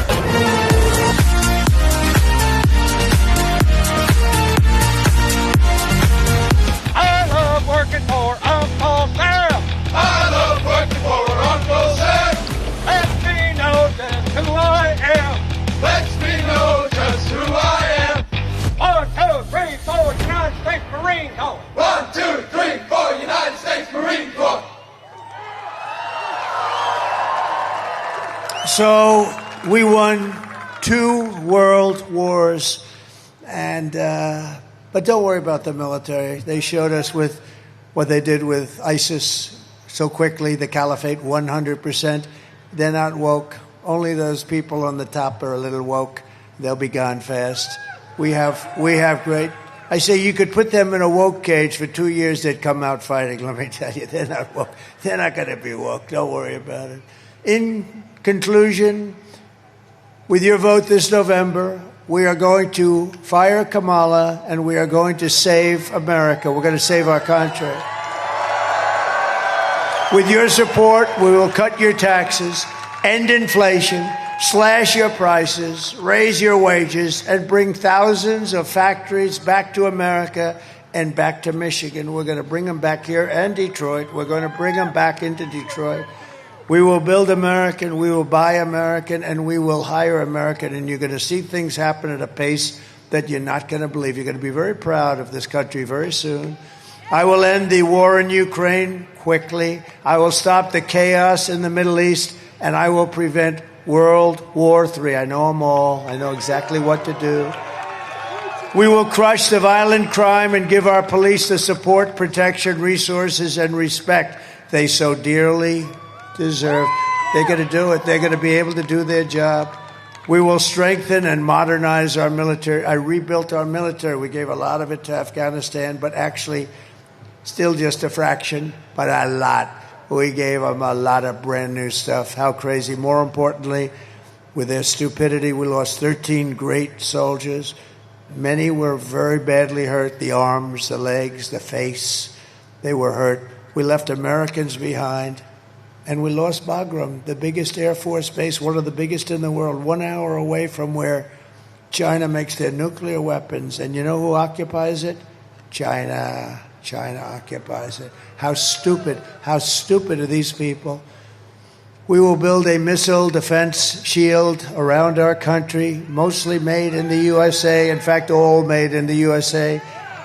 And a lot of it's going to be made right here in Michigan. We will rebuild our cities, including our capital in Washington, D.C., making them safe, clean, and beautiful again. We will teach our children to love our country, to honor our history, and to always respect our great American flag. We will get critical race theory and transgender insanity the hell out of our schools. And we will keep men out of women's sports day one. I will defend religious liberty, I will restore free speech, and I will defend the right to keep and bear arms, our Second Amendment, which is under siege. After years of building up foreign nations, defending foreign borders, and protecting foreign lands, we will finally, and we are going to do this, we are going to do it, we're going to build up our country, we're going to defend our borders, and we're going to protect our citizens for a change. Our citizens, we're going to put America first.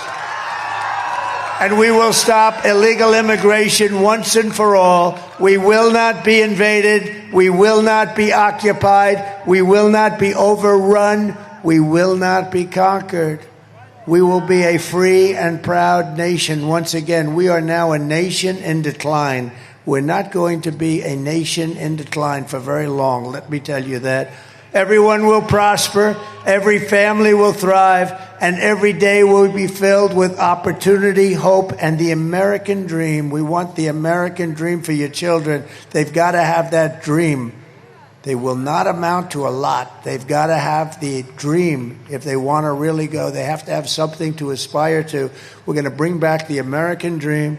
But for that to happen, we must defeat Kamala Harris and stop her radical left agenda with the landslide that's too big to rig. Early voting is underway, so who is going to vote? Who's going to vote? Please. Yes. You got to does everybody here promise they're going to vote? Promise? Okay, thank you. I agree. I accept it. I really do. I think everyone here is going to be voting. Everyone. We just can't take it for granted. We have to get out and vote. And all of the things have been, what we've been through together. People don't realize what we've been through together. We've watched our country rot. We stand on the verge of the 4 greatest years in the history of our country. With your help from now until Election Day, we're talking about 11 days. We will redeem America's promise. We will put America first, and we will take back the nation that we love. We are one people, one family, and one glorious nation under God. We will never give in. We will never give up. We will never back down, and we will never, ever, ever surrender. Together we will fight, fight, fight, and we will win, win, win. November 5th will be the most important day in the history of our country. This will be the most important day because we're going to take back our country from these lunatics that have no idea what the hell they're doing. They're destroying our country. They're destroying our families. We're not going to take it anymore. We will very shortly be able to make America powerful again. Make America wealthy again. Make America healthy again. Make America strong again. Make America proud again. Make America safe again. And we will make America great again. Thank you, everybody. God bless you. Thank you.